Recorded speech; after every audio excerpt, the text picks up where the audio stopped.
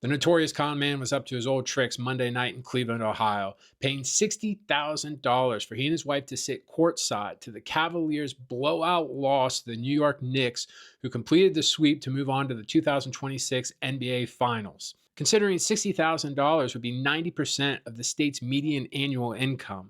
Things only got more embarrassing for Ramaswamy there, despite leaving his seats at halftime. A private security source directly involved in the conflict told the Rooster that after the game, Ramaswamy tried to bogart his way into the New York Knicks locker room to celebrate with owner James Dolan and the Knicks players. According to the source, Ramaswamy said he's running for governor of Ohio and he wanted to welcome the Knicks players to Ohio after their big win, apparently without knowledge that the Knicks had been in town for roughly 3 days prior to that. This auspicious title apparently didn't impress Knicks private security, who told Ramaswamy to leave the area as he was not on the vetted list to be there, that included names like rappers Fat Joe and 50 Cent. Ramaswamy's own private security guard was apparently shoulder checked, sent a message home that he and Ramaswamy were not welcome in the area, and Ramaswamy tucked tail and left the area immediately. Now, Ramaswamy should have known he didn't have the sauce for this. Before the game, he tried to park with Cavaliers ownership and players, and private security at that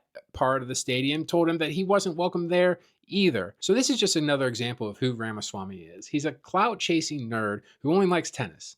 He doesn't like football. He doesn't like the NBA. One Cavalier source said Ramaswamy comes to games, purchases a new t-shirt every time, and then disposes of that t-shirt in the trash when he leaves. Shout out to the Knicks security staff. They obviously have a top-notch operation going on. If they were able to keep a charlatan like Ramaswamy from bogarting into the locker room to try to take glory that didn't belong to him. It would have been embarrassing had Ramaswamy even made it into the locker room. I'm trying to imagine a champagne-soaked Jalen Brunson asking his teammates, who the hell is this herb that had just stumbled into their locker room celebrations, trying to welcome them to the state that they had been in for the last 3 days. Like they weren't trying to immediately leave to go back to their coastal elite livelihoods in the greatest city in the world. And meanwhile, in Ohio, this is who the Republican Party is attempting to foist upon us. Somebody who obviously just wants to run for president, wants to hang out with celebrities, and wants to open our government to the highest bidder, even more so than it is. It's a profit-seeking venture for Ramaswamy, which is why he's acting like he does.